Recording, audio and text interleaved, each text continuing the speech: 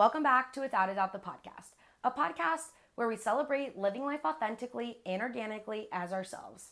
We're the ones who believe in creating our own paths and living our lives out loud. Join in on an open and honest conversation about self-discovery and growth. I'm your girl Mad, your host, and your sprinkle of reality, and I'm here to remind you that it's okay to live life differently, and that you don't have to be what is expected of you. Your happiness matters, and yes, even us baddies who know this about ourselves need this reminder too. On this episode, I'm so excited. I do have a few announcements, so let's get into them. One, thank you for listening, and if you are loving this podcast and you haven't dropped a rating, do it. 5 stars, give it a thumbs up, a like, follow, whatever. All of those things are always appreciated. If you love this podcast, sharing it is truly going to help me grow. Sharing is caring, help your girl out. The podcast is meant to bring a smile, enlighten, brighten, crack a door of curiosity, and even feel like a hug. If you have any topics that maybe you think you'd love to hear, please share with me on IG. Send me a DM. I have an email. It's yourgirlmad@gmail.com. I can't promise that I'm going to talk about them, but I am open and I'm always ready to bring the fire. So if it's something I got, I might talk about it. 3, and finally, I cannot wait to introduce you to my newest guest. This is our 3rd guest. And she's been a friend of mine since I started my fitness coaching career. She has become my family. In my world, I call her Bodybuilder Sam because I've seen her go from postpartum mom bod to buns of steel in the last 10 years. No time passes, even when I haven't seen her in forever, and she's undoubtedly someone who inspires others without even knowing it. She's fierce and she loves fiercely. She's a definition of a lover girl, and she lifts and cheers on every single human. Her heart is bigger than her muscles, I promise you that, and I cannot wait to talk to her on this episode about confidence, not feeling aligned with other people's ideas of what maybe you should be doing, but rather how you could lead your life with joy and love by being who you are. So let's drop into it. So, I gave you guys an intro on Sam, but we were just like, she's like, I hate this part, I don't know what to say. Sam's gonna tell you about herself, and she's gonna be like, this is all I have to say, but let's do it. Who are you, Sam? I am a 38-year-old middle-aged. You're 38? 38. I just turned Maybe 38. I'm older now too because I feel like we were young when we met. We were young. I was 21. 10. It was almost about 10 years. No, I had Tiffany. It was 9. When you had Tiffany, right after. 9. That's what I was just telling Kendra. I'm like, I've known her for almost 10 years. Yeah. She's like, when? I'm like, right after she had her baby. She started right coming to Orange Theory. Yep. I just moved here to Florida from New York. And I had my second child, my youngest, my daughter. She's 9 now. And I didn't know anything about fitness. Nothing. Nothing? Well, no, nothing. I went to like a couple aerobics classes in New York. Like step classes? Yeah. And I was getting really good at them. It was like a small town Those like are step fun. class. Yeah, they were fun. I love that shit Jen too. Murphy Fitness out in Milford. Well, Milford. It was like New York, Pennsylvania, New Jersey. So like in Milford, PA. I'm sure you Jen had Murphy fun Fitness. too because you're a fun personality. It was so hard for me to leave her because they gave me this little mini family, and I found like that's what I loved about it. community. Yeah, it was just a You small sort of community. thrive. That is one thing about you. You thrive in a community. Anybody that will take you in, I feel like I'm and ready let to you go. be yourself. Yeah. You're like, I'm here for it. But the second you start trying to like manipulate me in a way, that's when I'll like push back. For instance, I was in a sorority in college. Oh no, I couldn't do that. Sorry, sorority girls. It's not for I me. couldn't do it. The second they started telling me where to shop, Like, oh, we all have to match. like we all have to match, I was like, I lost. So like I'm good with being a part of something, but I have to be able to kind of differentiate yourself out. or else I'll lose interest in it. I feel like I'm that way too, and I think that's where we relate. It's like I don't want to be like everybody else. I don't. And the second, like, which Madison will make fun of me because I was like, I hate podcasts, and I do. Well, you know how many people are like, I don't listen to podcasts, and I'm like, that's okay. Like, I don't care that you don't listen to podcasts. Like, cool. Thanks for being here. Like, or thanks for having interest in supporting me, and like not even listening, but you like all my shit. Yeah. You know what I'm saying? But like the thing that I hated, I think the podcast thing is really ramping up. Like, as soon as I see a trend, I'm like, I'm not doing it. Like it doesn't matter what it is. I think it's crazy. No, I agree because I'm the same way. I'm like, I don't feel like I'm a trendy girl. Like, I'm not the girl that go out and buy the same thing that everybody has. I'm not the girl that likes to wear name brands. I'm not the girl that has a Louis Vuitton. Like, I have a car that's from 2009. Like, I do not have the latest and greatest. That is not me. And I think, like, for some reason when, like, I started seeing, like, of course, but this has been swirling around for years. Oh, they've been around forever. No, but like me wanting to do it. And I think like that's the one thing in my mind. I'm like, well, everyone's fucking doing this, and everyone's gonna be like, well, Madison, you're just doing what everybody else is doing. And it's like, well, you don't fucking know what's going on in my brain. Mm-hmm. I should have started this 2-3 years ago. Yeah. But the self-confidence I had about starting this was, who the fuck is gonna listen? Which is where we start with the self-confidence and the imposter syndrome. Yeah, and this is mainly what our whole episode is gonna be about is confidence, swirling around that, and the imposter syndrome. Like, it's funny that you said that to me because that is a trend right now. Mm-hmm. Everybody in imposter syndrome, but I think everyone's been living this for however long, 50 years. We all had doubts about what we can and but now they we just put a name on it. Yeah. And I mean, it's like imposter syndrome. Like, doesn't everybody have that? I mean, there's probably the people who don't have that are like the narcissistic people in the world. Mm-hmm. The ones like that think they're good at everything, can do everything. Yeah, but you fucking suck at something. I promise you that. A bunch of stuff. Get the fuck out of here. I'm sure. So what else about you do you think is something important about you? Besides your mom? Besides being a mom. Besides bodybuilding being my hobby, I guess. Is it your hobby? Is it your passion? No, I don't think it's my passion. Do you like going to the gym? Does it make you excited to go? No. I love to hear that. No. Because honestly, like, everyone thinks like, oh, just because you have muscles or something, like, you must love to fucking lift. And I know that about you. We all have days. Like, who the fuck always like wants to right be now there? I'm having a not okay, this is gonna sound messed up the way I'm saying it. Actually, I have to reword this. I was going to say I'm having a gym built in my garage right now as we speak. I love that. But I'm not having a gym built in my garage. My kid's dad has a gym in his garage. He's moving into another house that also already has a gym. So you're just getting the stuff. Do you think you're going to use it more at home? I think so. Because I started to use his garage for a while, for like deadlifting and right. I see your videos. Squatting. Yeah, that's so like the good garage stuff that I just don't feel like going to the gym for. If I can do it there, I'll get it done. And also for things like I hate glue bridges. Really?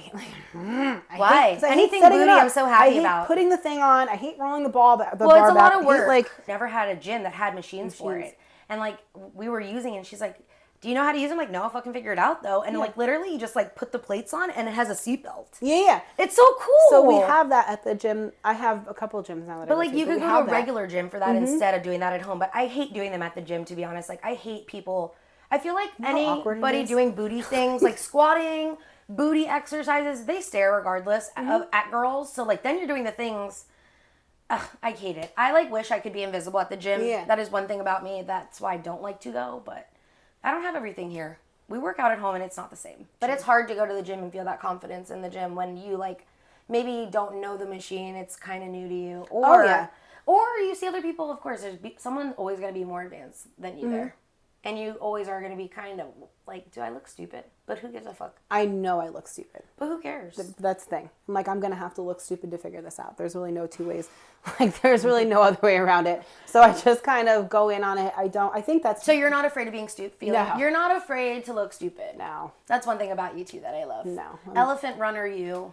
Not afraid to be loud. So when I... Like, you're my favorite about that. I was just on Orange Theory. Orange Theory was never... I never ran Orange Theory. Like, not even just Orange Theory. I did Orange Theory because I had a baby. I needed to get rid of the weight, and I didn't know how to do it myself. So I just needed to guidance. Get in. Yeah. It's just something. Yeah.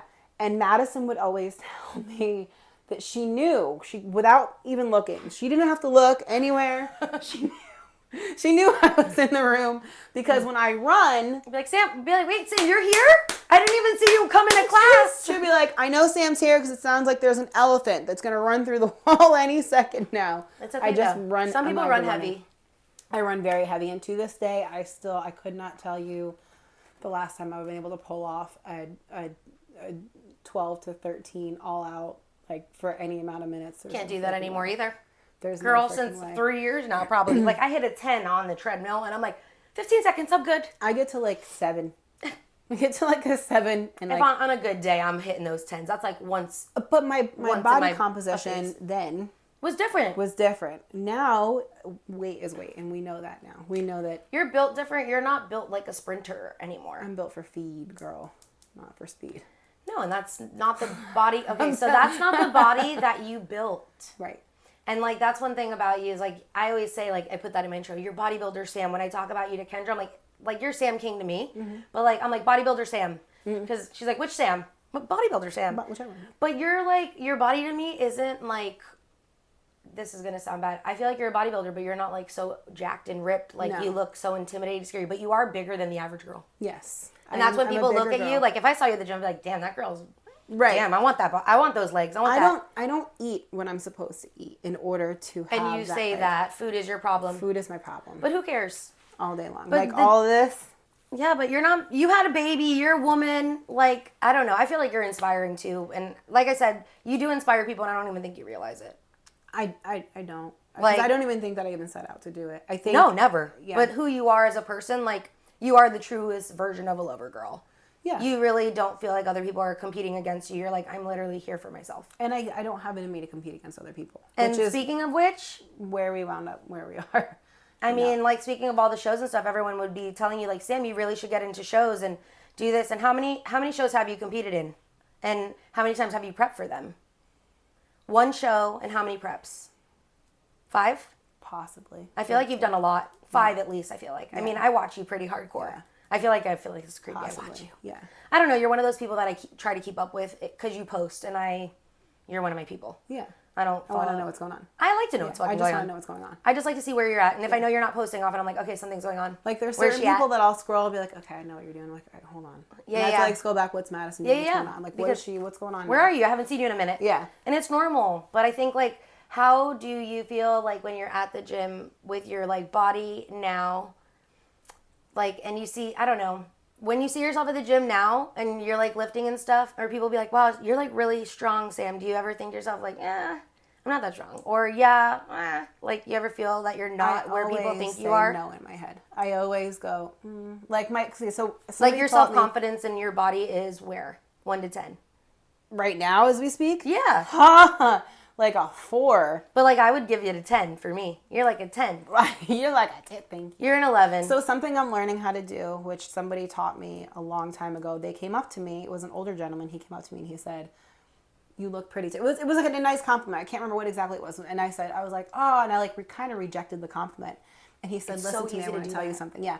He goes, when somebody compliments you, it's because they see something good in you. You're almost insulting their compliment by not. So like, just do yourself a favor and just say, thank you. You don't have to follow it with anything.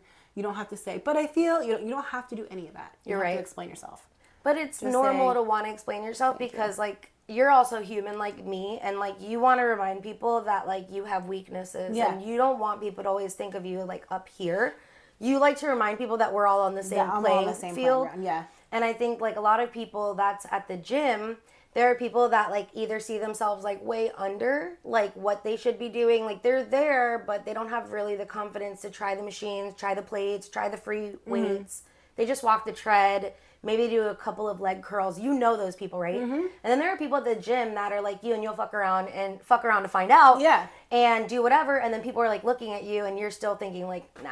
I don't care. You're like, nah, I'm nothing great. I'm just like that lady on the treadmill, you know? Same. Yeah. And it's hard because I also feel like I had those same, when I was coaching, like, when you met me in the very beginning of my Orange Theory career. When I started coaching, West Boca was my first studio that took me in and was like, we will hire you as a coach here. Mm-hmm. They did the training, and I was teaching in Cooper City. Mm-hmm. Cooper City I was just doing sales for, and they were like, we're going to send you to this.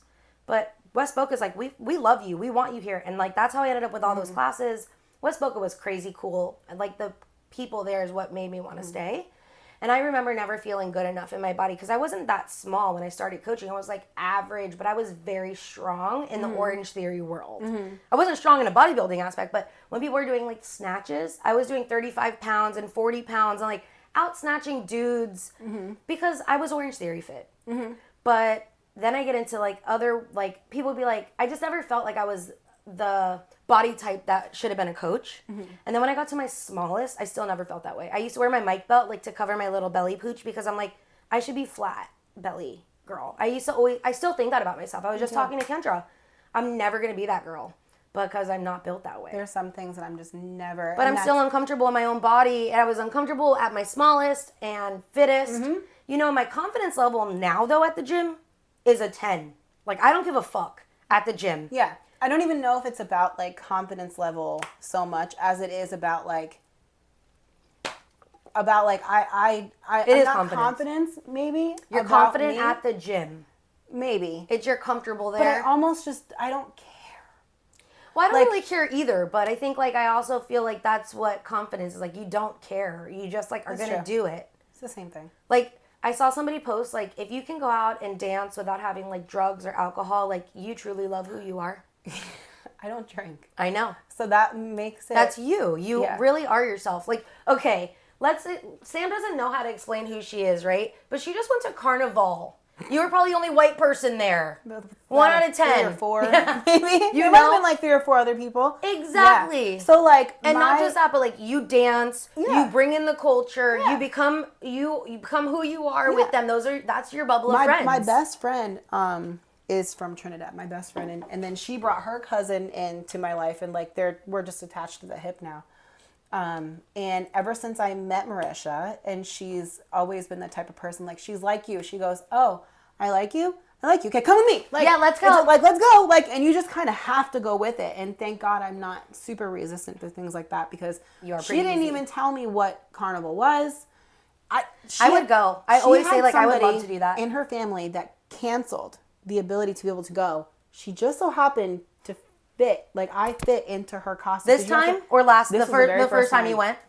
And she said, I have a costume for you, everything. And I was like, costume? What? Like, this is like 7-something years ago when I just met her. She goes, yeah, you just have to be open-minded. It'll be okay. We got you. I've never met anybody from Trinidad before. I didn't know about this culture. I've never met her family. I literally, like, this is brand new. She's dragging me in. We go, they had an Airbnb, which they do every year. They bring the whole family, and they had an Airbnb. And I remember walking in. I hadn't seen this costume.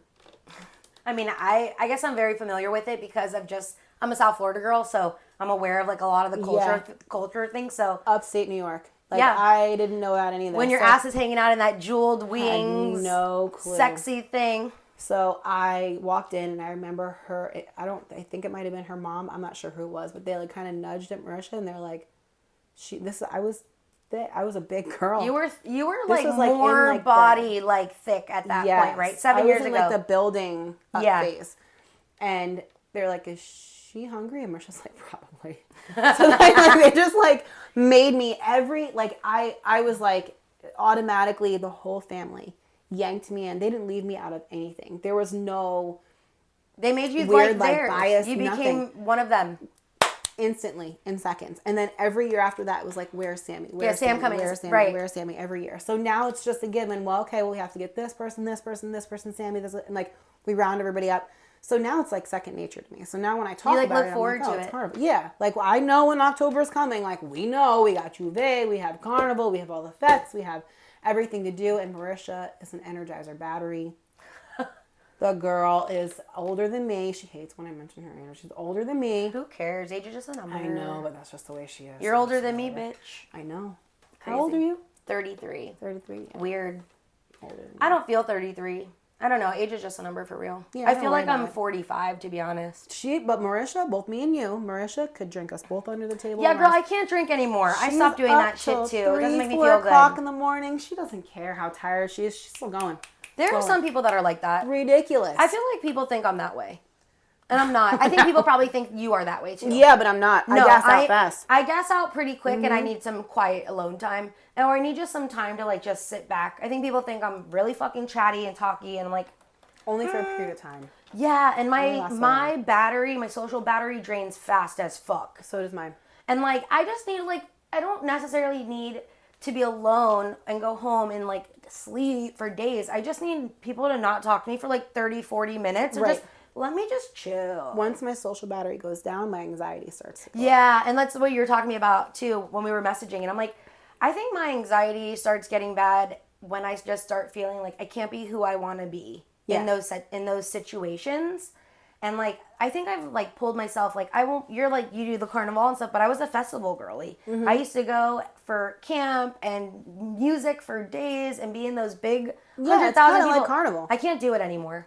I feel like mentally I can't be happy and comfortable and just be, because A, the world we live in is really scary. Dude. B, like, there's a lot of creepy ass people out there. Mm-hmm. And C, like, it's just not, like I said, I think social media has made me more aware of like, not that I don't want somebody recording me or putting me on something that I have no idea I'm even going to be put out on. In all the fetes and all the parties they usually have photographers running around. And normally I'm game, like I'm open, but lately, and I don't know if it's because of like, not just now, but even years prior to, as the world is kind of building its level of crazy, I'm finding that I'm more resistant. Like if I see a camera, I'm gonna run the other way just because I don't know where that's going. I don't know. We have to think about like horrible things, like sorry, but like sex trafficking. Oh my gosh, are you kidding? I don't know where my face. Like, are you sending my face? Like, I don't kidding. know. You know what I mean? No kidding. And that's why I don't show my kids on my Instagram. I love that. Like, I say I'm not a mom, but I would be that crunchy mom, Sam. That like Like when I see kids, like even I don't even like to post like my cousin's baby, but because she posts him and they're both. She doesn't tell me not to. Right. I'm like, can I post him? She's cool with it. But I think like for me, I'm also the same. And I like don't even like to share Kendra. Like if people follow me, you don't see her a lot. Mm-hmm. And it's because when I lived in Cooper City and I was a coach, Sam, everywhere we went, I was like that little local celebrity. And like I got that taste of everywhere I went, people would be like, hey, I couldn't just be out and just, I don't like that. Yeah. And I think like people see you on social and they think of you in type of way, especially you. You have a lot of followers. And I say a lot, you have over 10,000, which is a lot for me. I've been trying to like. Are a lot of them men? Yeah. You have a lot of men that follow you? So a lot of my following came from, I believe it came from, like you get reposted on the weird like fitness fetish posts. And then I had my Instagram was public for a really long time. Is it not anymore? No, it's private now. Like I'm really starting, like I pulled it, it's private and I'm starting to like try to find people that like. It's hard. You have like a certain group of people that they're like the weird, like they'll hit you up and they'll go, show me your boobs. Like, oh. I get those too. Like those. So I'm finding all of them and I'm delete, just like actively, constantly every day. I do that every day too. Trying to break that down because I truly don't know if I want this huge following anymore. Well, that's insane too. Like talk about following, like, I never wanted to be like even fame. I feel like people want fame and they want to have a lot of people online. And like, I have 28,000 followers on Facebook. Like, that's a lot. Where the fuck did they come from? Yeah. Tortigram. Like, people follow me for my tortoise and Dollar Tree. Dollar Tree. But I don't post that stuff a lot anymore because like, I'm not getting paid anymore to post that. Mm-hmm. I was. Mm-hmm. And I just think like also, I don't care. I was just telling this to my cousin. Like, I don't really care that anybody knows what I'm up to. That's how I feel too. I feel like... If you want to know, you could text me. I post things because I'm bored. I like to share things because I feel like some people are looking for me. Mm-hmm. And then I feel guilty. Like, I feel like people sometimes will be like... by the way, like, I'm tweeting my hair, like, people are looking for me. Nobody fucking messages me like, Madison, where are you? You didn't post today. Nobody writes that to me, okay? For the record. But sometimes I'm like, I feel like I need to share this. Because I see this going on... And I feel like I need to say it. Yeah. Like the other day when I don't know if you saw this, I posted about like the modesty trend that's going on. You're on TikTok a lot. I am? I feel like you post a lot on TikTok, right? Yeah. But you see stuff on TikTok. Yeah. And I don't know, maybe you see the modesty trend. It's like there's girls that go to the gym and just like your little sports bra and the little shorts. And like you're comfortable doing that, I clap. Yeah. I'm go girl, go. Yeah. Me, I don't think I could ever do that. Like only in yoga. Hot yoga, I don't give a fuck. But you have to stretch. That's like just sweaty, stretchy. It's just hot. Any clothes, I'd be like... It's just hot, but like it took me a long time to build that confidence to just wear a sports bra in yoga because you twist and your rolls are out and like your body looks contorted in yoga. Yeah.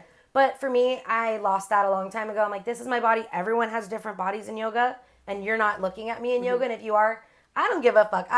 That's not your problem. I'm in my own world in yoga, right? At the gym, I'm very aware of people looking at me. So I don't want to wear little clothes at the gym. But if girls like it, I'm here for it. Mm-hmm. But the modesty trend is like where girls wear big shirts and like your leggings or even like your biker shorts, but you're more covered up. Like you wear your pump cover. And because you don't want guys to stare at you. But it's like we started this trend where you wear like, you do the booty scrunch with your shorts and you bring them all the way up so your butt looks better. Bitch, just work out your booty. Mine are up there. They're up here. But your butt looks good. Do you scrunch it like that on purpose? No. But your butt is like that, Sam. They come like that. But the girls literally like...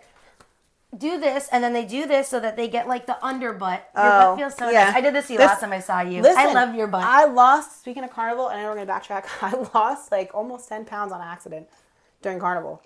From what, like just being out in the sun and hot? You just run the whole time, sweating, and moving. Yeah, and I don't drink. So again, it's just me, water. Well, you were just and you were probably just eating chicken on a stick the whole time. I was eating chicken. But then like I was trying to catch up after I got so hungry after like everything calmed down. I tried to eat McDonald's like twice. I tried to like get some calories in me. Got on the scale, and I got sick the week after. So Carnival hit. I got sick for 5 days, and I was having nothing but matzo ball soup for like all day long. It's the best. I know. Jewish penicillin is what they call it, right? Yes. So I was having that, and then I went from, I think I was like 170. Now I'm down to 162. I weigh the same, and I don't have any muscles as anything, so just a little Grinch belly and little. But even though I lost weight, I'm like, ugh. Trying to get back into the gym, trying to get my strength back because I didn't train the whole time. That's like the one thing that I think like what I wish more people thought about. I love that you said that strength back because we weren't lifting like we have been. And we're back at the gym using the cables, using the machines. And like I feel so much better than just using my free weights and my TRX strap because I was like, I feel good that I'm moving, but I feel strong that I'm lifting. Like the strength part for me is like what makes me feel good. Like my muscles. Feeling the booty soreness for me makes me feel like I'm so happy my legs are sore. That makes me happy. But it's like I feel like I'm doing something, but it's not like for my heart. It is for your heart, but it's for like my body. Yeah. And it's not about what it looks like. When it's how it feels. And I think a lot of people don't go to the gym to think like I'm going to get strength, to feel stronger. They go because I want to lose weight. I want to go to have a smaller body. It's always the goal. And I want a bigger body. I want a bigger booty. I want bigger legs. I want bigger you know what I bigger used to back. get all the time, and I still get it. I get. Oh, you have the person walks up to you. How do you this? I hate that. You can't get rid of that, guys. How do you? But like I just want to tone. I don't want to. Toning is bullshit. I don't want to be like bigger. Not they'll go. Not no that offense. You look bad. No offense to you. I'm like. But I want to like. Can people like understand that your body is not the same as your body? My body is. I might get muscles, but I'm not gonna look like you. Just so you know. Like, why do people think that like just because you go to the gym and lift, we could do the same exact workout, Sam, every day, and I will not look like you. If I could pick up that 20-pound weight you're so afraid to touch and be pro yesterday, I would have. Like that's what I keep trying to say. Like this. Well, I don't want to lift too heavy because I don't want too much muscle. Like we need to focus less on what we look like and more on how we feel. And I think that's what I like the gym for, the strength aspect, not for the cardio. I would rather go for a run outside and take a second to breathe and look at the canal than go for a run and be miserable the whole time. But if you like to run on the treadmill, I'm not telling you don't do it. I'm just saying make sure you're doing the things in the gym that make you feel good. Yeah. Not just because you want to look a type of way. And that's the other problem I ran into with bodybuilding too. So I started I don't remember like in Orange Theory, I kind of leaned more towards the weight side because it just became my favorite. And then I kind of was like moving into like the powerlifting side somehow. Like speaking of that, like the gym for me, when my dad died, I had a hard time going to the gym. I couldn't go back. Like that struggled like that. Every time I would lay down to just do a chest press, I remember just like fucking ball. And I'm like, I can't do the gym. I had to get away. When you said, I'm like, is it your passion or your hobby? And it's like, for me, it's neither. It's like for my mental health. Yeah. At this point, it's crazy because when you met me, fitness is like the whole thing that was my whole world. And I feel like that's what helped me build my confidence is like getting on a microphone and being able to tell people like, let's go, you can do it. And then people would be like, Madison, thank you so much for that class. Like I needed this today. That built my confidence. Yeah. It was helping people. Yeah. And I think when I got out of it, I was like, I'm so much happier not teaching. And recently I was going to get back into teaching. Like somebody reached out to me at a hot yoga studio and I've been doing a lot of hot yoga again because I like it. That's like more of my hobby. Yoga is a hobby, right? I want to advance it. I want to do cooler like poses. But I went to the training and I'm like, I could see myself doing this. I could be like, yeah, come on everybody, let's go. I could see myself doing it because I'd fucking know I'd be so good. And then like we went on our vacation to Maine and the whole time I'm like, I don't want to go back to teaching. I don't want to say shit on a microphone to people just because. Yep. I don't want to like encourage you when I know you don't really want to be here. Maybe you're in your own fucking head. And I would rather just be quiet and let you go through the motions on your own. That's why I'm not a personal trainer. Yeah. And that's why I got out of it. And that's why I literally emailed the owner and I'm like, I can't go back. Yeah. I'm out of it. I'm a jaded, burnt out fitness coach. Yep. I'm jaded when I'm fucking salty when I'm at the gym and I tell Kendra, why the fuck is that trainer doing that with them? Yeah, I like watch. That's one of the very main reasons why I found myself moving into smaller gyms and smaller areas. I couldn't watch anymore watching these trainers do the things that they do, touching their clients the way they should not. So there's this, in the one gym in particular, which you know of and I know of, which I'm not going to say out loud, but there's a certain group, or I'll say person, who carries a certain group of trainers, and I'm almost positive, Madison, I swear to God, there's like a menu B. There, I swear to God, there's got to be. They have a secondary membership plan. I swear to God, it's got to be a group of women who are just miserable at home. You're probably right. And this trainer in particular, when you go on the lying hamstring curl, I won't even do that at the gym, to be honest. But anyway, I know you're talking. To spot. You don't need a spot on that. It's a machine that does it for you. Go by their ankle and you like help. You can help them, not your butt or anywhere. Where does he touch? The legs. Oh no, girl, he's all up in the thigh from back there. He's like all back here on the lower back, and that's just the start of it. There is so much stuff that I saw that I literally like. I hope, and nothing was done about it ever. I can't. And then it really pissed me off when another trainer just ate my cookie that my friend made for me. Someone I left a cookie in a container. Yes, I left a cookie in a container at the front desk, and this random ass trainer that I've never met before, my friend made it for me. It was in a container. Somebody said, "Oh, I don't know whose that is." He goes, "Oh, I'm gonna eat it." Why do people think they have that entitlement to things?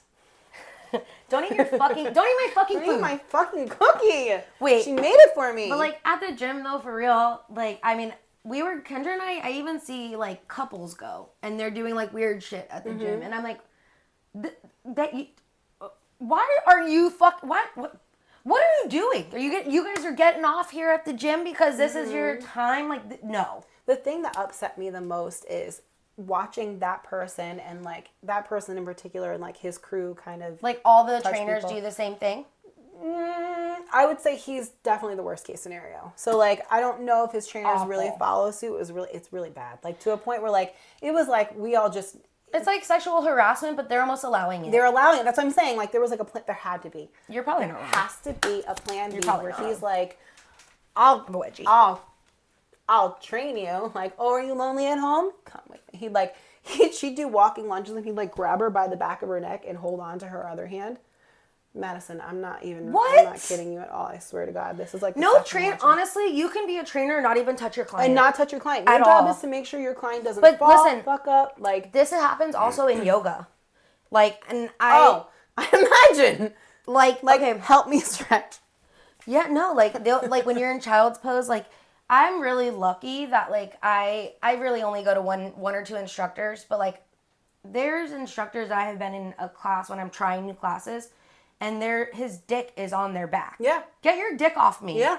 I don't want any, honestly, like, I am already self-conscious about my smells. Like, if you know me, I'm like sweating just sitting here. Like, I feel like I smell. I'm always like, I smell. When Molly, my number one that I go to her classes, comes and adjusts and will tell me, Madison, I'll be like, Molly, I smell so bad. She's like, I can't smell you. And I'll be like, I don't even, you're touching me, but I feel, and I'm like, hot yoga, you're dripping, sweating. Right?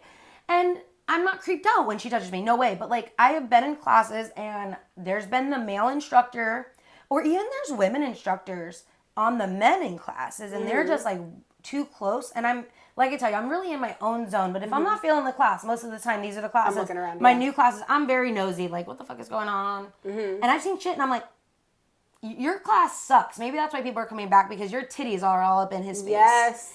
And it's like, I don't know. I've been in class too, Sam, when I taught at Orange, and I've had people tell me things like, I would love to smack that ass right now. When I taught. One day, like, I was doing skaters, and this guy came up to me, and he was like, that ass looks so good. And I was like, no. Do you want me to tell your wife? She takes my 5 a.m. I'm also like 18, so. I am 23 years old and you are 50. No, and I just think it's like, I don't know. There's too much inappropriateness in the gym, and I think like that's a big turn off for me and in the fitness world. And too many people see things that they think is like the proper thing, like the touching thing. Like, I mean, you go with your friend and the instructor, the trainer's there, and the trainer's doing all that. You're thinking, well, he does it to her. So I have friends that are excellent trainers. I have guy friends they're just the professional ones. They're the ones putting the good foot forward. There's not a, and there are them, but there's not so many. There's not a lot, but they work in the same space as the ones that aren't. And I look at my guy friends and they're looking and they're like, oh my God, here we go. It's like you should be able to report trainers to like, if there was like more of a structured environment. There's not. There's not. There is not. And this is what I feel like people don't get in the fitness world, that there is like no board of ethics. You get your certification. You're supposed to go and get your CEUs to keep your certification updated. And a lot of people don't even do that. A lot of people actually are certified online. They just like bought that shit. They're not even they're not even NASM certified. They're nothing. And I mean, I was guilty for a while. I was teaching classes with an online trainer thing because people, speaking of things that you're not, people were like, Madison, you would be a great instructor. So I went and got my spin certification, and then they were like, you could just teach regular classes with your spin cert if you have that. You have your CPR. What's the difference? But it was a fucking difference. There were weight training, and why was I doing all of that? You have to think of like, everybody's an individial that comes to you. God forbid somebody comes to you and they say, I had surgery on... You have to be aware. You can't just haul off and be like, yeah, you're fine. Just pick up. Like, you have to understand how the body moves. You have to understand. And that's why I took a big step back, because I was just like, could I? Because you were personal training for a while, right? Yeah. And it just wasn't my vibe. Personal training is so boring. And especially in the South Florida area, I feel like this could be just everywhere. But in the South Florida area in particular, you just have people who want to walk. Like they want you to walk them from machine to machine. Oh, no. And I don't want to count your reps, sorry. I'm not your mommy. I don't want to do any of that. Yeah.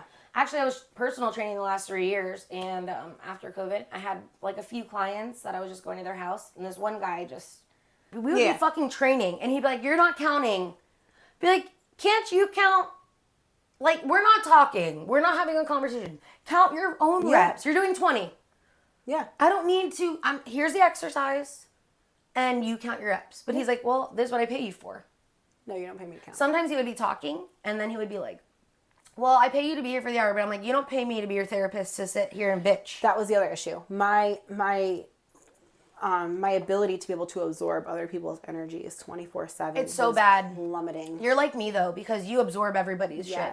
And I do, too. And it's like, I would come home miserable after 1 hour with him, and Kendra's like, what's wrong? I'm like, he had like a really bad day, and all he talked about it was that, and like, I don't know how to get out of my funk now. Yeah. I would be like, I feel mutilated. He cut off an arm. Like, I feel mutilated. He mutilated a part of my body, and I'm like, I feel like I can't do anything now. I'm like, took a whole piece of me. Yeah. You're the same as I am when it comes to that. And I think that's why we were not meant to do one-on-ones with people. Or groups. I don't know how, because you took on a group of people with, this person might have negative coming in. This person's just happy to be here. This person. Okay, so I think the group thing's different for me. I think I have an ability I'm a good faker. Yeah, I'm not. But I also have a hard time with my face. That's true, right? Yep, I wear my heart on my sleeve, and my face usually can tell you how I feel. It's my face. But I'm very good at closing, like, I'm very good at leaving my shit at the door for work purposes. I've always been told to do that. So for me, especially when I was teaching classes, I just open, welcome, let's get everybody, here we go. And I really didn't have a choice. That's how I made my money. That's how I made a living. But there were generally people in class that I was really excited to see. And there were people, like, when you came to class, you know, like, in those group settings, like, maybe those 3 people out of the 4 shitty people, that energy just overtook the negative for me. But I would come home and sleep for hours after I taught classes because I was so, once again, social battery drain. So I think, like, the group setting charged me while I was in it, but I didn't realize how much it was really draining me. Yeah. I loved it. I did love teaching. I can't say I didn't, but I do feel jaded and I do feel salty. And I feel like I would see people for how many years did I coach? 6 years at OTF. And in 6 years, some people never changed. It's like they just kept coming and doing the same things. They never added a 0.1 on the tread. They were just there. You almost felt like, what the fuck am I doing here? Why am I here? You don't want better for yourself. And then I was getting, like, I would hear other coaches that were really mean. Like, I can't take their classes. And then I would teach and something would come out like, I just said that. And Madison, you are becoming like them. And it's like, yeah, because they've been coaching for 20 years. And now I know why you fucking are annoyed with Patty Joe, who just wants to power walk on 1%. Yeah. You're like, I could use to not put my energy into you. So I would just leave you. And then Patty Joe wants to get mad and say like, oh, you never come over anymore to tell me. I'm not here. That's what I couldn't give people the energy that they required. Because at some point, like, and it happened quick. Like, I was like, I can do this. I like this. I'm going to train people. Blah, blah, blah, blah. And I was gung-ho about it. And then I was like, bro, if I have to listen to one more person complain about how they want to lose weight, but they want to drink on the weekends. Or... No, you want to lose weight, but you were too lazy to go home and cook dinner, so you went through McDonald's. So you went through the McDonald's drive-thru. Do you want to talk about why you don't want to compete? Why don't we could? We could do that. I could tell you the reason why I did it. Yeah. Why did you compete? Well, remember Dallas? Yeah. Dallas was the one that started that whole thing. But he competed? Dallas was number 7. But you went into, I thought, wasn't it the bikini? You didn't do the bikini. Mm-mm. I wanted to do, I was in physique, women's physique. And I was trying to get out of it. Because when you're in women's physique and into bodybuilding, like in those categories, you have to do this weird, like, performance-y, like, posing routine. Mm-hmm. And I was not down for that. I did not. So I was looking at Dallas. I was like, are you sure we can't move me into figure? Because in figure, you get on, you do, like, 4-point turns, you get off, that's it. You just show your muscles. Yeah. So I was trying to get into figure, and he said, I'm not putting you in figure for 2 things. He said, 1, he goes, your back. There's no way I'm going to get you into, like, I had too much tissue at the time to even remotely think about it. And he goes, 2, ain't no way in hell I'm teaching you how to walk in heels. Don't you have to walk in heels, though, Not in physique. In physique is barefoot. Oh. It looks tiring. It looks like it's not just lifting. It's, okay, so I have to clap for those girls. Like, I don't think I could do it because it's not just the body and eating. You're literally training. You have to be able to do your makeup. You can get someone to do it. You can get someone to do it. They usually have people there. The amount of discipline you have to have, I don't have that. You have to pose the same way as everybody else, but different. So there's a certain routine you have to go by. There's certain poses they're looking for, and that's in every category. And the poses are meant for you to showcase your best self. So there's people who excel in certain parts, like their body parts are better here, but less here. So no matter how much they train this less, it just doesn't come up as much as they want to. So in order for them to showcase that, you have to find a way to... A certain posture? A certain pose. So for me, it was always my core. My core was always an issue because I'm wide. Right. That's from deadlifting. And just like the way my body's built, I'm wide. So they want that X frame, right? I could never really truly get there. So I always had to twist in like some weird way. And by twisting, I mean like you hold your breath. And remember, you're malnourished. Like it's not just lifting weights. So bodybuilding is the only sport that I can think of, and I'm pretty sure I'm right on this, that it doesn't end, like you don't go and play on the field and go home. Right. Like you play on the field, that's your gym, you go home, and now the rest of the sport is you're eating usually it's 3 hours or something, depending on your coaches of what they're doing. You're eating every 3 hours, you have to make sure you did your fasted cardio, again, coach depending, some coaches recommend it, some coaches don't. Fasted cardio, eating every 3 hours, making sure that you're hitting certain, like your split has to be a certain way depending on what you need to fill in and what you don't. So if your legs need to come up, you're going to hit legs more. So that means that your recovery time is going to be more because your legs 9 out of 10 times, as we know, are a bigger muscle group. Right, so you're going to take more time to recover. Sleeping is a big thing. You have to sleep. Usually. It's a lot of work. Mm-hmm. It is not for the weak. Nope. And so you did your first show, and then after that show, and then you prepped all those other times, then like why do you think you never went through with it? I did my show, the one that I did. I was in, so all of these stage shots, I don't know, you can take whatever stage shot you want. You can throw it in the podcast. But all that, I didn't even get the professional stage shots, by the way, because they were terrible. But I felt like I had to do, Dallas was prepping me for a show when he passed away. So that was jarring. And then I moved to California just out of nowhere. I remember that. For a year. I do remember that. Terrible. Like, what the fuck? And I sat, I looked my best, but mentally, I was so sad. I was in such a dark place. You would never know. But I was in California, and I had one friend the whole time I was there. Her name is Jenna. I had one friend. Shout out to Jenna. Shout out to Jenna. She was just here in Boca recently. I got to see her recently. But I just sat in these four walls in this beautiful house, and California was gorgeous, and I just ate my meal prep. I went to the gym. I went home. And, like, I was depressed. I didn't know anybody. I was doing the mom thing. I was prepping for a show. I was still mourning Dallas. I was having an issue with that. And there was just a lot going on. So I was super sad. And the only thing I had left to focus on was just me because I had nothing else to do. So while it was fun, like there's highlights. Like I call it Meathead Prom. Every show is a Meathead Prom. Like we all get dressed up and we're like, eh. It was a lot of fun. And then I was like, yeah, we're going to do it again. And for whatever the reason, it just never clicked. I could never get myself into that. And I'm almost wondering if I had to be in a negative mindset because that's where I was. That's when I succeeded in bodybuilding, when I was the most angry about my life. And that's when I was able to focus more on myself. And now that I'm more content, I'm a little bit happier with my life, ups and downs combined. Every time I would go to prep, I would go, like something else would get thrown in there that I'm like, I can't. The other thing about prep is that stress plays a large role. If you're stressed out to any extent, your body is going to, if it responds like mine does, girl, I'm a water buffalo. Yeah, but people don't think about all the stressors. Like weight and stress really go hand in hand. A lot. Like when you are looking for something, like you found the gym, you found like working out, like that's what was your like happy place, you know? It's interesting to say like maybe you needed something that like it was like the one place that took you out of your negative, you know, and then like now that you're happy or you feel you're like maybe not even the happiest, but you're just like, I'm good. I'm good. Okay. You don't necessarily feel the need to validate that. And I've had so many like wonderful people just go, hey, I'm going to grab you. I'm going to coach you. We're going to get through this. And unfortunately, to some extent or another, I've let them down because for me, I just felt like, okay, I'm going to do this. But did you ever want it? I don't think I ever really did. Right. I think I wanted it because everybody else told me that I could do it. And everyone else saw something in you. And I wanted to make that come to fruition. You have to want it, though. I didn't. I always say, if you want it bad enough, you will do it. Yeah. You're not going to need 5 or 6 or 10 people to say, Sam, you would be great at this. Even when I go to shows now, I'm like, yay, I'm going home. Like you don't even think to yourself like, oh, I can't wait to get back up there. I would love to do that again. Maybe I should try again. You don't think that at all?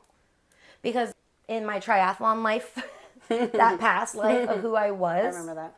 I like really enjoyed like the suck of it, the training. I feel like it was a constant. I was so focused on that, but I was looking for something else at that time. I don't know what I was looking for, but I didn't have a partner. Me and Kendra hadn't been together. I was single. And I think like that community felt good. I went out every Saturday that I had the races. Like people would be like, Madison, like I had family out there. Yep. And I never cared about winning. I just went out to be a part of like the triathlon community and like do something for myself. And then when I got out of it, a lot of people were like, oh, you should get back into it. And then I would go ride or race and like, I just didn't feel like I was like happy not doing it. I felt like okay not doing it. That was my thing. I think I was just always looking for something. The one thing I miss about bodybuilding, about competing, is the transformation. Is like looking, and that's when body dysmorphia comes in. Because I do remember looking at the pictures that I look at now, thinking, oh, not lean enough, and like I would pick myself apart. I can tell you pictures right now that I thought I wasn't lean enough, and my God. And now you're like compared to that. I'm nowhere near that. The hell, but I miss that transformation. I miss that I miss waking up in the morning and looking in the mirror and like seeing something different. It was really cool to see that. The work put into it. Because you put the work into you do the work. Nobody can take it away from you. Like, that is really cool. You have to do it. You know what I mean? I think I let a lot of things that didn't have to get to me because at the end of the day, it just wasn't. I didn't put up that barrier to say this, whatever's trying to break into my prep doesn't matter. I let it in because the prep in itself truly didn't matter. I was like, I kept asking myself like, why am I doing this? I think that's a really good question. And it's okay to quit, which was on my last fucking podcast. Quitting is good. Quitting's fine. It's okay to quit. If you did it one time and you feel like happy and you don't ever think those thoughts, but I think even now when I go to like, I see people doing like half marathons or I see like a race, I'm like, maybe I should go back out and do another one. But then I'm like, why? I don't care to really put in the work. That's what I keep asking myself, why? I can barely even run a mile and a half at this point. Social media the way it is now, like if you do, whether you want to believe it or not, you do get a step further if your social media gets in the pocket of somebody else, like the promoters. It's like in real. The competition it happens. Yeah, it happens. It's not to say that it happens like to every show, and it's not a reason to not compete, and it's not a reason to say like everybody goes for that. Well, I was cheated. You probably weren't. You probably just weren't your best compared to the person next to you that day, and they head straight for that excuse every time. But I'm like, I mean, there probably are politics to that. Well, when you get like further up, yeah, absolutely. But I couldn't figure out why. Like I would be like, okay, so if I compete again, and then if I get to nationals again, and then I compete in nationals and I win nationals, I get my pro card. I get my pro card. So what happens with my pro card?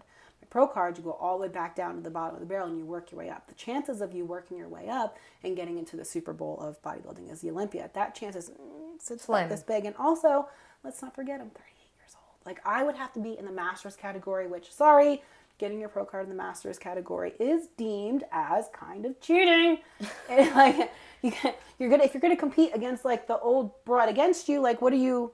Yeah, and you're 37 and they're 57. And they're like 57. Now they're in a different category too, but at the same time, like in bodybuilding in your upper 30s, it's different. We're done. You know what I mean? Like it's kind of when you call it. I don't know. Bodybuilding's a crazy sport. I never got into it, but I've watched it from afar from this side. Definitely watched you, and I like I've loved watching your body change. I do too. Even I've now, watched you go from postpartum now, but yeah, but we're women too. Like our bodies are gonna always change. Like I know when I turned 30, I'm like, damn, like my legs started changing. Like this was like the one thing that I was always proud of, and like now I like almost cover them up a lot because I have cellulite that I didn't have, and I have like. When I sit, there's like, it's weird because, I mean, I definitely have body dysmorphia. I definitely have had that with all my weight loss and gain. It's been up and down now that I'm not a coach and I don't worry about what I weigh anymore. I don't worry about what, you know what I worry about more is like, am I getting to the gym today? Are you moving today? Mm-hmm. Because that makes me feel better. I worry about, did I make the best food choices that I could? I had to stop that too. But I don't hate it as much. I think about like I don't like food is my biggest problem. Food. Me too, but like I could sit and hate myself for the choices I made, and I did that for years and years and years. I mean, I just talked about this on the podcast I released like last week with my nutritionist because she's the one who got me out of eating. Like I would not even eat spaghetti, Sam. Oh, I just had spaghetti last night. But I eat it now. I eat fast food. I eat all the things, but I didn't touch fast food for 8 years. Well, fast food in itself, we just know is not. I mean, the only reason why I had it, so I was like... It's not necessarily the best choice for you, but I used to shame myself for doing it. It makes you happy. Listen, you know what? I do a lot of things that people probably think are not good. Like, I smoke weed. I do things like... I smoke a lot of weed, I think of a lot of worse things. There's a lot of things that I probably don't do that are the healthiest things, but you know what? I'm not gonna deprive myself my entire life of the things that like I could be a worse person. So you gotta live your life working towards that medium. I'm finding it's hard because I realize that in order for me to be happy with how I look, which is important to me, I guess in a way, I do have to kind of eat for the job. My body doesn't respond to me just doing it all willy-nilly, unfortunately. Well, I don't think anybody can live willy-nilly. Yeah, I can't. I'm trying to find the happy medium on like I can't eat willy-nilly like I have been and stuff, but we're back at the gym, like, moving the weights. Mm-hmm. So I tell myself, I'm like, Madison, why the fuck are you eating this muffin? This is going to do nothing for you. Mm-hmm. You know? That's how I talk. Like, I'm like, all right, let's think what did you eat this morning? Oh, you had a muffin, so you cannot have another muffin, Madison. I'm like, girl, let's put some good calories in. You can have that tomorrow. Like, I try to tell myself, you can't have this, not ever at all. It's not restriction anymore. Like, it's just mindful. Yeah. And I think that's one of the hard things I learned because I restricted for a long time. You do. You literally put everyone before you. That's why I kept trying to compete because I didn't want to let this person down. But in the meantime, I was like... It's like when we all do things that aren't aligned necessarily for us. And it's easier because you don't want to let them down. Yeah. But I don't think that we should always do things that people think we should do because... I mean, we really only live one time. We die one time, my mom says, and you live every day, but you should love every day that you get to live. And I just think... The prep world's hard, like you said. Could you imagine, like, you're doing it, and once again, what if you quit? Then you're going to be like, I really let you down, bro. What if I quit? Like, I'm afraid that I'm just going to not want to do it. Or, I just don't think, I think you should be supportive in your own way, and that doesn't mean you have to join in on the show. Yeah. I don't mind getting leaner. I don't mind seeing a better version of myself. I actually want to do that. Like, right. That's my goal right now, is just to see a better version of me. You want to get leaner? Yeah, I need to get a little bit leaner. I have a little bit, like, pockets that I'm, like, jiggling when I walk. I'm like, I don't like that at all. I got a little jiggly, right? I'm more jiggly than I've been in the last 10 years. Like, my lower back, I'm like, where did that come from? What the shit? Well, I don't mean to say it, but you're going to be tapping that 4th level soon, and I feel like the 40s and the women, like, I know. It's almost like pre-menopause. Like, your body is like, hey, girl, we're end of baby cycling, so let's start prepping for your next life. Yeah. And I feel like, I don't know, 30 for me, that's where I think I started to really hold weight, because my body's like, baby time. You doing the baby thing? We're I'm like, fuck doing no. Fuck no. Take it off. Break. Stop. Yeah. No, how do I get rid of this? But I don't think that, I definitely know that I have the woman body, and I have to accept that. And I think it's really hard, because I've been really small and fit and lean, like, but I've never felt good about my body than there. We never will. At my smallest, I feel, like I said this before, at my smallest, I feel just like I do right now, which is crazy. No, I know, it's the same thing. I don't feel any different. At my best, I felt like. I mean, I watched you come all different ways in your body too, and I don't think I've ever. 9,000. I went from looking like a SpongeBob refrigerator, and then I brought it back down. I was a square, bro. Yeah, you hit a square for a minute, but that's okay. Yeah. I think you have to figure out where your happy medium is in your fitness journey, in your body journey. Yeah. Body love. And I have to learn that, like, I did have 2 babies. Do you think it's hard for you, besides being a mom and having the baby thing, but like with your body being like a single mom, like, because are you in the dating world? Not really. Do you ever feel like it's hard because of the way that you look? Like with men, you have to either find men in like the fitness and lifting life, or they're going to look at you and think like, I have a muscle mommy, and they're like obsessed with you in that way? It's a hit and miss. There's really no in between. And I don't know.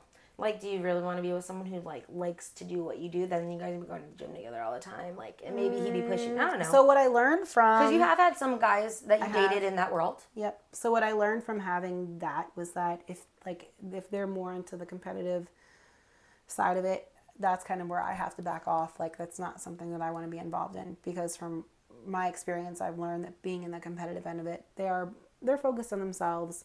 It's a selfish sport. It is. It's selfish. Well, it's expensive. You can't go out and go to dinner. You can't do anything. Can't go to dinner and eat a fucking plate, because he's got his own things. Hormones, fighting, coaches, blah, blah, blah. Now, there's people who I've seen do it successfully. For me, I don't care enough. So for me, that doesn't work. In a perfect world, I guess it would be more somebody who just lives a lifestyle like I do. That way we have a common interest and understanding. Keep each other on task, on target. Like, hey, it's nice to have somebody who wants to just do, like Kendra's like that for me. Yeah. So I do appreciate that. Like, but I don't think I can go dating inside of the bodybuilding community again, because that's rough. Like, that's hard. It's really hard. You have to really understand. I mean, I remember there was one point in time where I didn't understand a damn thing Dallas was doing or why. I didn't even know what Olympia was until Dallas walked in. And I Googled, like, how to deal with bodybuilders. Like, I looked at, I had to figure out, because it's not something that I knew anything about. I had to figure out how... But do you think, like, a lot of the bodybuilder, like, men are definitely they're definitely using drugs and things like that. And the steroids and stuff. That stuff fucks with your mood. And your hormones. So, like, I think... Like, the roid rage shit is real. Well, it is to an extent. But they also have emotions. Yes. And they have lows. So the roid rage thing, there's certain things that they'll use, and this is kind of where my knowledge kind of teeters. There are certain things that they'll use that do cause them to act out a little bit quicker, but 9 out of 10 times, it's really just their mood, the way they are baseline, just amplified. Absolutely. So, like... It's exactly like us when we're on our periods. It's just heightened. So the way that we're in our head and we're like, okay, I'm really being a bitch right now. And we know it. We just can't stop it. It's like a rolling train. I just can't stop it. It's like a rolling Girl, thing. I can feel it. Yeah. It's inside me. That's how they are. but agitated, tired, hungry.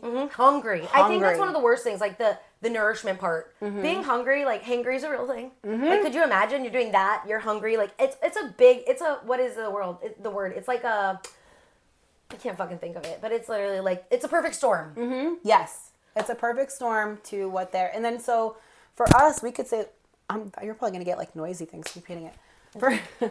For us, we could say the same thing, like for girls. Now we can't use the same stuff that I mean, we can, but it's got terrible side effects. Hello, you're going to turn into a man. Exactly. You're going to get I a lot of, actually knew a girl that was like taking testosterone and she's like a lesbian girl, but she just wanted to lift heavier, so she started taking testosterone. I'm like, you're doing the wrong thing. Yeah, that's the wrong thing. That's not what you do. That's it. That's not the move to make. But my mom would be like, are you taking those steroids, Samantha? And I'm like, yeah. Were you? I mean, yeah. When you compete, yeah. Like you kind of know. Were you taking like shots? Yeah, one of them is. Not anymore. Not right now, no. But like, if I was, I would not. So like all the so you're saying like a lot of the girls do that too, and like that's legal in that. Is it legal? Yeah, to do that in that sport. Like, oh yeah. Like everyone does that in that sport. It's normal. It's normal. There's federations that are... For real? You just like blew my mind a little bit. There's federations that are non-tested, which is the IFBB and the NPC. And there's federations that are tested. So you have an option. You can go for one or the other. It doesn't always have to be like that. Cheating. You just have to... It is, but it isn't. Like, Lance Armstrong... For performance. Yeah. We're not performance. But you don't think it's performance that you're holding your muscle for this long? That's performance, bro. I mean, it is. You have to train. So even if, regardless of what you take, regardless. It's just for looks, really. It's to look a certain way. Like, I don't have to lift a Volkswagen. I just have to look like it. You probably could lift a Volkswagen, right? If you were on that stuff, you probably could. It doesn't necessarily add the strength. So it just adds to your muscles. Adds a little bit. It does add a little bit of strength. I know nothing about this. It adds more. I would say like it helps with recovery. It helps with fatigue. It helps with. So you can do more. A little bit of building. You can do more. You can go a little bit faster. You can train a little bit harder. It just depends on like what you're on. Blow my mind right now. The thing is, here's the catch-22. If you say run gear, and I'm not a professional on this, so like there's still gray areas here. If you run gear, and if you don't do anything, what does run gear mean? That's what they say in bodybuilding. Like if you lift, you're on steroids, and like you're running gear, you're on gear. Like you have gear. Gotcha. So like you're like geared up, ready to go. We got the lingo now. That's the lingo. Okay. We're running the gear. If you run, take whatever, and you sit on your ass, because that's the other common misconception. Like, oh, you're just gonna sit on your ass. Are there some people that do that? They're probably fat. Okay. Like it will add weight on you. It will do. It bulks you up. It bulks you up, but like not in like the best. It depends. Like it depends on there's different ones, and especially for girls. So our range is like this big. Like there's not much for us on the like. And these aren't like tested or anything, are they? Like, like what are the fucking side effects of there's these a later? So that's the thing. That's my thought. Like, I don't know. That's the thing. You have to be in a position where, and everybody. That's the problem. Coaches are popping up. I competed once. I can blah, blah, blah. Coaches are repeating. Everyone's a fucking coach. You want to talk about the trend? Everyone's a fucking coach. Everyone's got an ebook. Everyone's selling something. Yep. I fucking hate it. Like people are like, be a coach for this. No, I don't fucking want to be a coach for anything. They'll take their program. Like, oh, this is what my coach gave me. Yeah, and they'll hand it to it's the same thing. And they change a couple of words. They'll change some words, and then not thinking about the side effects. So like it's critical when you're even thinking about, and I never recommend it unless you're competing and you're moving like really up ranks. I never recommend going near performance enhancing drugs. I just like what are some of the side effects for girls? For girls, you could have an enlarged. An enlarged vajayjay? What is it, like your lips swell up? The whole thing? Oh! What? Because it's a male you know, with like a little pee-pee down there. Yeah. So it depends on what you take. Like it depends. So it depends. It depends on what you're taking. It depends what else? On how much you're taking.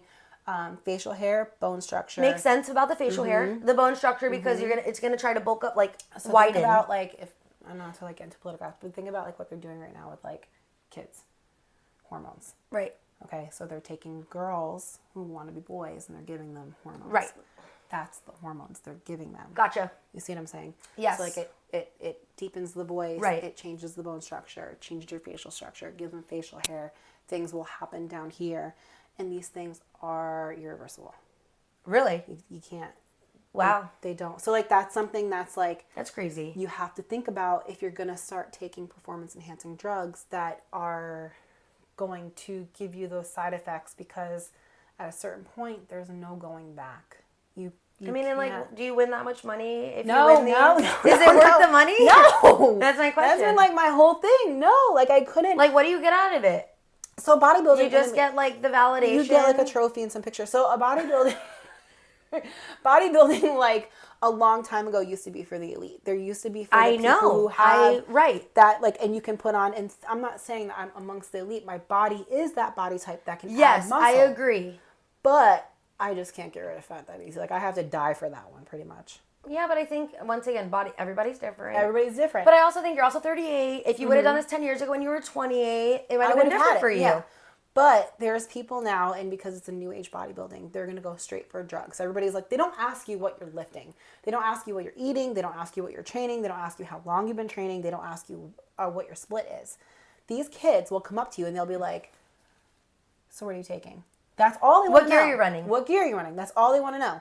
They want to go straight for what you're running. And that's why we're running into the issues that we're running into, because we have mass monsters, though it didn't used to be that way a long time ago. We have mass monsters just taking. That's terrible. Mm-hmm. And there's a lot of women that also do this too. There's a lot of women that yeah. Yeah, it's crazy. It's wild. That's a whole other back end, like a dark side of this. There's a dark side bodybuilding of it. that, like, and now we're finding things like peptides and stuff like that I guess they're ripping off the shelves now. Peptides, they're trying to do away with peptides. They're trying to do away with peptides? Of course they are. I'm not in the know with a lot of things. Like, peptides I'm surprised. I mean, they've been around. Everyone's been taking them forever. Yeah. And you just drink them. You just drink them, or like they're little shots, like the little. Oh, they do have the shots for them. Yeah, but they're like the mini, like they're not. I don't think, unless there are that are. But like, why are they trying to take them away? Saying what? I mean, it's our government. Like, they need to ban other things. Are you kidding? If you're gonna ban that, we need to ban like tons of shit on the shelves. All of the food dyes, all of the other things that we're putting in our body, all of the peptides. It's crazy. Yeah. It's just insane to me. But I mean, because they're gonna target one kind of person. Like maybe there was like one fucking thing, someone had something. Mm-hmm. You know, one heart attack, one something, one lawsuit. We have how many people have drinking and driving dead. You know what I mean? Like, we're talking about things that we could probably do away with outside of... I mean, even though, okay, steroids aren't great, and yeah, I get it. Like, we can abuse anything, right? Oh, yeah, everyone. But at the same time, like, if somebody's going to use a steroid because they want to look better, perform better... They're going to get it any way they can anyway. They're going to get any way they can. And if same as a drug user, I hate to say it. It's the same thing. You know, we still have cigarettes that are available. If you want it, you'll get it. You'll get it. You know what I mean? So... Listen, weed you couldn't even buy legally here, and people were still getting it. Right. But do steroids give you roid rage? Yes and no. But, okay, so they, yes and no, they just heighten that whole thing. But it's like our period. But there's other things with them that, like you said, I mean, I didn't know all those other side effects. For like, females, yeah. But, like, for men, besides all that, what other things do you think, what do they get? Like, what horrible things from... It's mostly women that just have the bad end of the stick for that. The bad end of the stick. You really have to be careful. I mean, guys can have, I'm sure, like, health concerns in terms of, like, the doctors will tell you, like, side effects, health for your concerns heart, and I'm sure your heart. And thickening of the heart and organs and stuff like that. So, yeah, there's always that. And then there's always the extreme end, and there's always the abusive part of it. For females in particular, we do have the short end of the stick there. So, like, if you're going to compete, and if you're going to compete in a federation that people are using performance-enhancing drugs, do you have to go over the dark side? I mean, you don't have to. But, I mean, if you want to win, you're probably going to have to. If you want to win, dude, you're going to have to do it. That's a sad reality. It's a sad reality. So, you either have the genetics that put you in a good position to do that, or you don't have the genetics and you're pushing for something that maybe you should think about before you go into the dark side of using drugs to help you get there, because drugs are supposed to be just kind of like that. It's like the little push forward. That push. It's like a boost. If you're pincushioned by the time everything's said and done, we have to start thinking about what your choices are, because this path isn't for you. You have to be able to work first and get to the point where you're punching through the ceiling, where you're like, okay, just give me the fucking needle, like, you know what I mean, and then like punch through. Yeah, so it's got to be the last resort. It's not the thing that you start with. It's not what you start with. Like, and I think that's where you're saying a lot of people are going the wrong way, especially some of the younger, the new lifters is what you're saying, the new age. Automatically, they'd be like, okay, but what are you running? That's crazy. I mean, I do see a lot of people at the gym, and a lot of guys look like really strong, but I mean, you can tell some of the dudes that are definitely on. Yeah. Like, definitely running gear, you can tell. I mean, kind of like, bro, there's no way like that. And then sometimes gear to some people, they forget, like, men produce testosterone naturally. Yes. That's just them naturally. We produce, estrogen naturally. So things that they use, like, they'll add testosterone in, and yes, it brings their testosterone a little bit higher. Gives them that little extra. Do we consider that a steroid? Not really, because they make it. Well, I don't feel like that would be, like, it's like a woman taking, you take birth control. Same thing. You know, so I don't mean it. I mean, I definitely think there are enhancements, but I mean, the whole steroid world is wild to me. It's a lot because you can really get lost. So then we definitely don't want to date anyone that's doing any of those. It's going to happen. I mean, it's going to happen, you think? Yep, back to what our So you're going to probably end up going back to somebody who's in that world because that's just kind of the world you live in. I have to. I don't know if you could date a normal guy, though, because that's, like, normal, because they'll never understand the way that you work. I went on a date. You want to hear a funny story? Yes, please share date stories. Oh, my God. I got set up. Oh, God. I don't even know if I was on a dating, don't ever go on dating websites. They're horrible. Oh, my gosh. Some people have found good people in there. I did not have luck. I don't think it's for me, either. It's not. I wouldn't. So I got set up on this date, and it was like a morning. Like, I just got done working out. We were chatting, and it was in the morning, and we went to go meet for breakfast, which is fine with me. I like breakfast. That'd be a great date for me. I'm great. That's fine. Madison. I made sure I covered up. I did the whole 9 yards. I made sure that Like, how covered up? Because you literally live... This isn't covered, girl. This is covered to me. You think this is covered? I can still see your muscles. Like, this is covered. Like, if I was a twig and I went on a date with you and you showed up and that's how you're covered, I would be like, she's just still showing me that she's swole. This is me. Well, I can't wait. You are covered, but it's tight. Yeah. Like, this is not covered. Like, this, if I had big muscles, you would not know. You might be able to see this. I've been on hoodies before, and you can still tell because my shoulders are... You have big shoulders. You're built like a linebacker. I'm built like a linebacker. So I would have just assumed you're more square than muscly if you had on a hoodie, you know? Yeah. But I guess if I would, it's like, hey, and then I went to give you a hug, you would touch and know. Yeah, and you feel, I don't know. So you know. It's hot to me. So I'm sitting across from this at breakfast. Do I need to sit like this with you? Reading through the menu. Okay. And he's talking and we're talking and it's fine. I mean, like, I'm not all that into it, but whatever. I was trying to branch out, so I went. Being open. I was being open. Trying. I was not happy about this. I was being open. So we're reading through the menu, and out of nowhere, he's just asking me questions, normal questions. Out of nowhere, I see this. Reaching over the table. And he reaches over and he squeezes my arm. He wanted to touch my... And I went, Madison, I went like this. I was like... Yeah, what the fuck? He's like, can you, like, flex for me? Like, I was across the table? Yeah. He wanted me to flex. I would be like, you can give me $100. I was like, I don't really want to do that right now. And it was just like it was the most awkward. So it's really, my point is, and he didn't lift. He was like a twig. He was a normal guy. Nah, he was a skinny guy. He was in it for the muscles. He wanted the muscle. So like, so did you finish breakfast? Going forward, I mean, I did. I don't know what do you want me to do? Be like I would have been like, okay, here's my $5 for my coffee. I didn't know what to do. I finished breakfast. I never blocked him and never talked to him again. Blocked everything. I panicked. Well, I think it's hard because, you know, in the dating world, you have to have similarities in, like, what you like to do, kind of. So yes. I think that's where I understand that. But, I mean, like, you definitely have maybe someone that doesn't, like, lift heavy, like, crazy, but maybe somebody that just goes to the gym and has awareness, maybe. Who gets it and who can be supportive. Like, when I say, hey, I gotta go train, I want them to be like, no, I totally know. Like, that's part of my routine. This is what you do. Shower, shave, train. You know what I mean? That's what you do, and I think, like, that's, I don't know. I'm very much like, that's what you like to do. Go do it, girl. Yeah, but to have somebody that doesn't really get it is hard, and the ones that get it are the ones that are in the industry somewhere. So whether or not they're competing or if they're just a gym rat, either way. I mean, would I prefer to date somebody who competes? No, because it's not part of my life. I can be there morally because I understand it, But it's just not a priority for me. But they shouldn't have to push that on you either. But it does. So like when you're competing, you're that other person, you have to. You think it's you're like in it. You think it's like they want you to compete too, so that they can say like we're both competing. You know, look at my partner. But it like you have to. You're almost just like the partner of the people who compete. Actually, wind up pulling the most weight over the person who is competing. You're literally doing everything for them. Mm-hmm.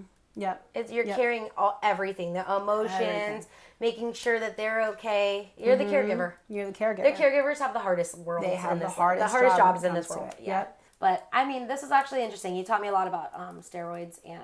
But listen, let me just like I. She knows the surface level of it. I know so we're gonna level. asterisk this in my thing. Like this is not medical advice. There's no medical advice to this. There's a whole like. It's super in depth, and like that's why it's really critical that people like make sure you do your research and you're looking. Go honestly, if you're looking, I say go talk to like a legit wellness professional. Talk to like a professional, not just your friend who's lifting at the gym, not somebody who just competed, not someone that you know at the front desk that's swole. Don't be asking anybody what gear they run. None of that, please. None of that. It's just it's not. I don't know everything. I know literally like this is just a podcast that we're talking about shit that happens in our own world, and it's our own personal experiences in life, and like how I see it from where I'm standing and what I've learned, and like how I compare as a woman, really in the bodybuilding world, because I mean I'm in the gym world, but I'm not in the bodybuilding world. Yeah. It's a whole different It's a whole category. different animal. You know, I think you just have to be happy doing what you're doing and love what you're doing. And if you want more information on anything, don't just Google it. Go talk to legit doctors and not just coaches. Legit Christ. medical professionals. Somebody with a medical degree, please. Just do that shit. Anyway, peace out, and don't let me leave here without letting you know, without a doubt, you are a badass. I'm so happy you're here. And go leave us a 5-star review. Watch this on YouTube because it's probably way more fun on YouTube, by the way. Probably. Love you so much, and peace out. Bye. Yay.